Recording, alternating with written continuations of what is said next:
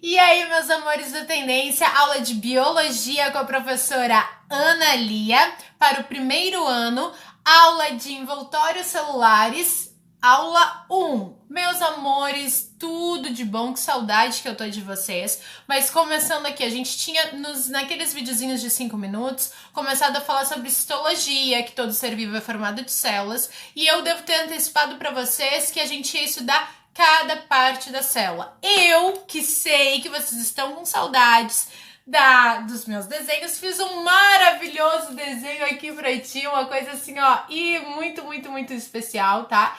E o que acontece? Aqui nesse desenho lindo, a gente vê que tem 3 partes fundamentais da célula.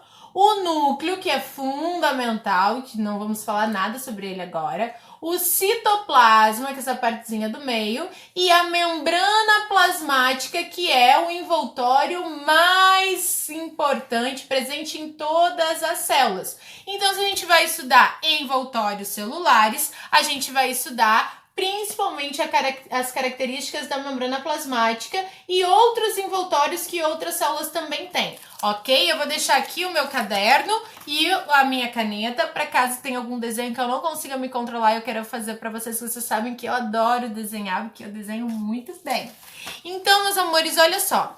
Os envoltórios celulares, eles são muito importantes e responsáveis por selecionar a entrada e a saída de substâncias, dão um formato da célula. Então aqui, por exemplo, para ilustrar, eu mostrei para vocês, esse slidezinho vai estar aí no portal para tu ver com detalhe.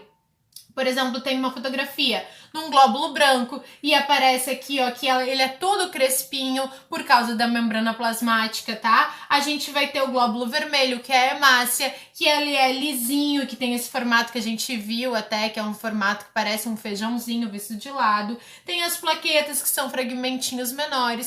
Então, só de tu visualizar uma célula assim, uma fotografia, no microscópio eletrônico, que deixa ela bem bonitinha, que a gente também viu na última aula, a gente consegue ver os vários formatos e diferentes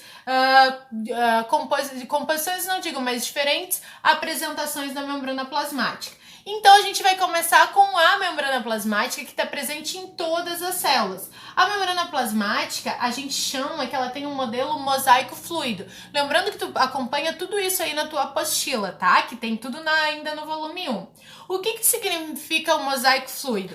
É tipo assim, ó, esse desenho que tá aqui é como se eu pegasse a minha célula e olhasse, pegasse um pedacinho dela aqui, ó, e fizesse um zoom. Eu ia enxergar basicamente isso daqui. Ana Lia, eu não tô vendo direito. Então a prof vai pegar aqui e vai aproximar pra ti, ó. Quase que tu viu o meu estúdio aqui, ó, todo improvisado. O que significa um mosaico fluido? A composição da membrana plasmática, ela é basicamente formada de... Qual é o tijolo da célula? Proteína! É claro que... Eu não falei pra ti que a bioquímica ia servir agora? Pronto, chegamos aqui. A membrana plasmática é formada de proteínas e de lipídios. Então, eu digo, anota aí, que a composição da membrana plasmática é lipoproteica, lipídios e proteínas. Tem também no meu canal vídeo sobre envoltórios celulares, olha lá, tá? E sendo lipoproteica, o que a gente tem que ver aqui, ó? Essa partezinha em azul, que eu não vou me arriscar a desenhar, já que tá tão desenhadinha, essa partezinha em azul são os lipídios. Tem lipídio em cima e lipídio embaixo. E essas partes roxas aqui são proteínas. E essas proteínas e esses lipídios é o que compõe a nossa membrana. Ai, Ana Lia, e essas coisinhas aqui, ó, laranjinhas, rosinhas, não sei que cor que você tá enxergando aí. Essas são também constituições carboidratos que também vão selecionar substâncias para entrar e para sair da célula. Então, Ana Lia, qual é a função? Então, eu posso dizer assim, ó, a membrana plasmática, anota aí, tem uma composição lipoproteica, lipídios e proteínas. Como é que é o nome do lipídio que forma essa membrana plasmática? Fosfolipídios, que são lipídios aí que tem um fósforozinho. Então, anota, fosfolipídios é o lipídio que forma e proteínas. E também tem carboidratos conectados na parte de cima que são responsáveis por também selecionar a entrada e a saída de substâncias. Falando nisso, qual é a função função da membrana plasmática, anota aí, a função, pausa se for necessário, a função é selecionar a entrada e a saída de substâncias. Então, a membrana plasmática é como se fosse o grande proteção que vai dizer, tu entra, tu sai, não, tu não entra. Outra coisa, ela vai dar o formato da célula, outra função, né? Ela vai dar proteção, ela vai participar da sustentação, muitas vezes. Outra coisa que eu quero que tu anote aí no teu vídeo. Uma característica da membrana plasmática, ou melhor, uma propriedade da membrana plasmática. Anota aí. Ela tem permeabilidade seletiva.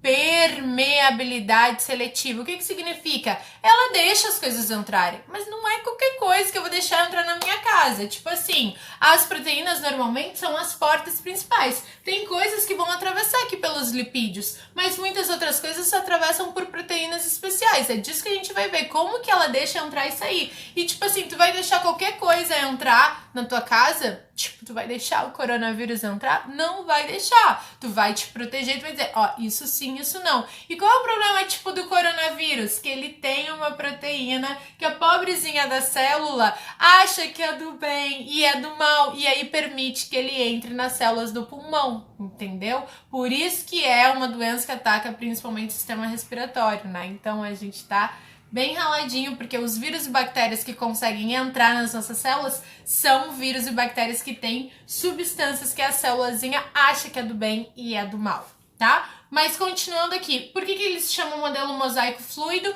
Porque se tu olha que o desenho parece um mosaico, sabe um mosaico de igreja? São vários, tipo assim, por exemplo, pedacinhos de azulejo que formam uma figura. São várias moléculazinhas de lipídios e proteínas que formam uma estrutura. E fluido porque tem uma fluidez, não é uma coisa dura, a membrana plasmática, ok? E aí, gente? Então, a gente viu da membrana plasmática que ela tem um modelo mosaico fluido, que ela é formada de lipídios e de proteínas, certo? E que a gente viu que ela tem a função de selecionar a entrada e a saída de substâncias e tem essa propriedade de ser permeabilidade seletiva. Agora tem uma coisa aqui que se chama parede celular, que não são todas as células que tem. Essa é uma célula animal, ela não tem parede celular. E aqui eu vou desenhar ao vivo para vocês. Existe uma célula que são as células vegetais e células bacterianas, mas eu vou colocar principalmente a célula vegetal, que ela vai ter, olha só, desenhando ao vivo para vocês aqui, ó, na minha habilidade sem riscar no meu jaleco, né? A gente tem a membrana plasmática na célula vegetal, a gente vai ter, vou até desenhar da mesma cor, o núcleo na célula vegetal, a gente vai ter o citoplasma na célula vegetal, a membrana, que eu tô desenhando para vocês aqui, membrana.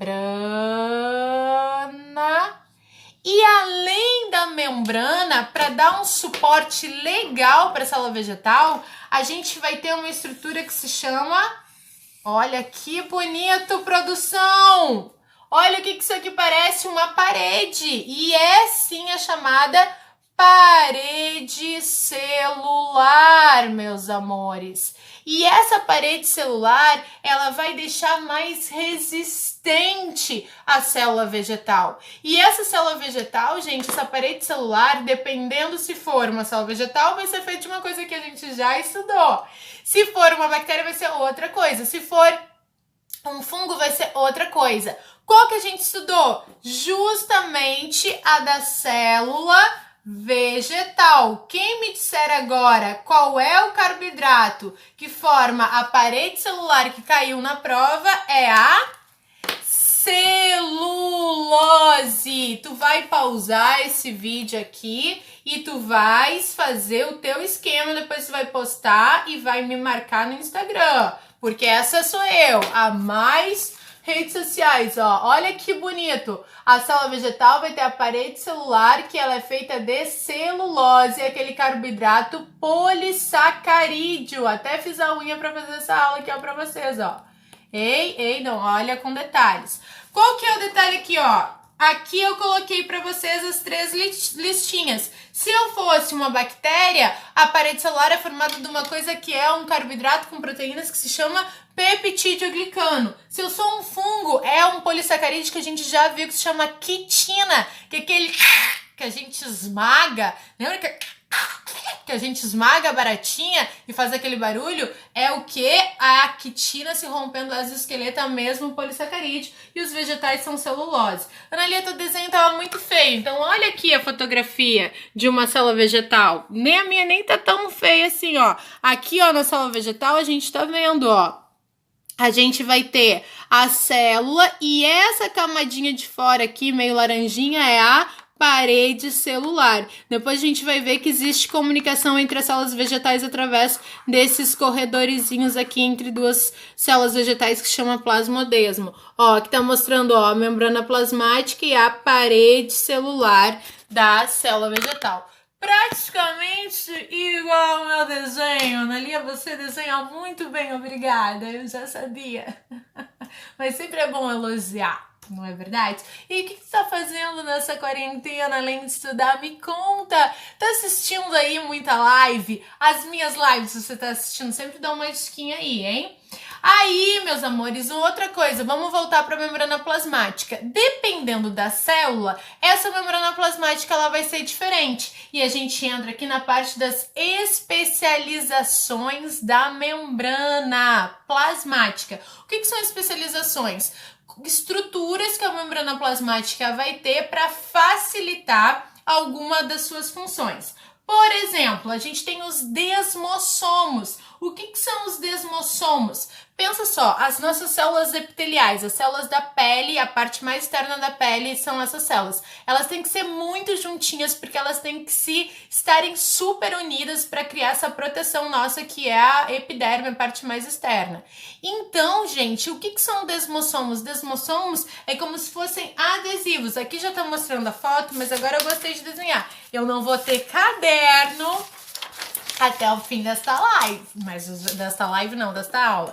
Então, o que é o desmossomo? Eu tô dizendo pra ti que as células elas precisam ficar bem juntinhas. Então, o que vai acontecer? Aqui eu tenho uma célula, aqui eu tenho outra célula, animal, certo? E o que é o desmossomo? Aqui tá o núcleo e o núcleo. O que é o desmossomo? É como se fossem adesivos, tá? Que grudam, juntam, desmossomos. Juntam essas células para que elas fiquem bem unidinhas. Olha aqui, ó, o desmossomo sendo fotografado de perto, ó. É como se fosse uma junção. Qual a função? Aumentar a aderência entre as células epiteliais. Ah, muito bem, Analia, entendi. Qual é a outra especialização? A outra especialização se chama interdigitações. Interdigitações é como se fossem dedinhos mesmos que unem as células através, tipo assim, ó, a Analia vai desenhar aqui pra ti, ó, o que é uma interdigitação. Vou desenhar aqui, ai meu Deus, vou pegar uma outra folha só, agora eu vou tentar não gastar tanta folha assim. O que é uma interdigitação? A célula epitelial, ela vai estar aqui, ó, por exemplo, tem uma célula aqui e a vizinha dela tá aqui, certo? A interdigitação, ela vai ser nada mais, nada menos do que essa junção de duas membranas plasmáticas, como se fossem dedinhos, que vão facilitar o intercâmbio de substâncias. Interdigitações. Ai, Analia, mas também é na célula epitelial? Sim, então normalmente tem interdigitação e tem um desmossominho aqui também, tá? Tem os dois. Eu quero ver o teu desenho depois dessas interdigitações. Qual é a função? Tá lá no slide. Aumenta a superfície de contato e também a aderência. E outra coisa aqui, gente, para terminar, a última especialização que a gente vai ver da membrana, as microvilosidades. O que são as microvilosidades? Olha aqui, a foto está mostrando. Microvilosidade nada mais é do que na superfície, vou usar essa mesma aqui, ó.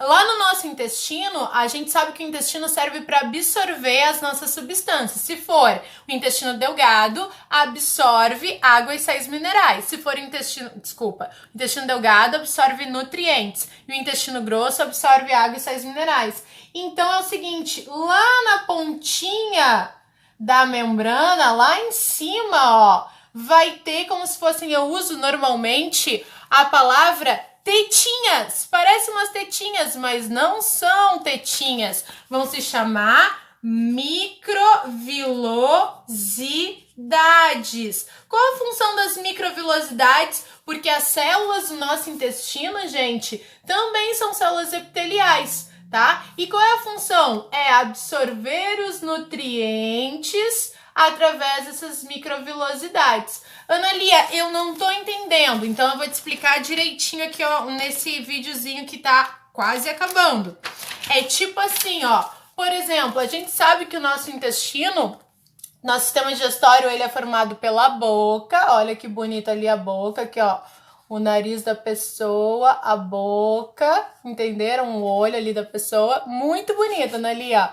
Pela boca, pelo esôfago, daí vem o estômago, e aí tem muitos metros de intestino delgado, e depois aqui tem o intestino grosso, certo? Ana Lia super desenhando. 8 metros de intestino delgado e grosso. Se eu pegar e olhar aqui o intestino delgado, se eu pudesse ampliar, eu ia enxergar vilosidades. Se você já comeu, que são tetinhas que eu consigo ver olho nu. Se você já comeu dobradinha, que é aquela comida que é feita com intestino de boi, a gente consegue ver essas tetinhas ao olho nu, porque é igual a nossa, são as vilosidades. E se eu pego essas vilosidades, tá? E coloco no microscópio e olho a célula que formam as vilosidades, eu vou encontrar nessas células microtetinhas, ou seja, microvilosidades. Ana Lia, para que servem essas microvilosidades? Servem para aumentar a superfície. Imagina um alimento entrando aqui, ó. Pensa só um alimento entrando aqui, tá? Se fosse lisa essa região, ela não ia ter tanto espaço para absorver os nutrientes. Agora, se ele tem como entrar aqui nesses espacinhos entre as tetinhas, ó, ele vai absorver mais. Então, qual a função das microvilosidades? Aumentar a superfície de absorção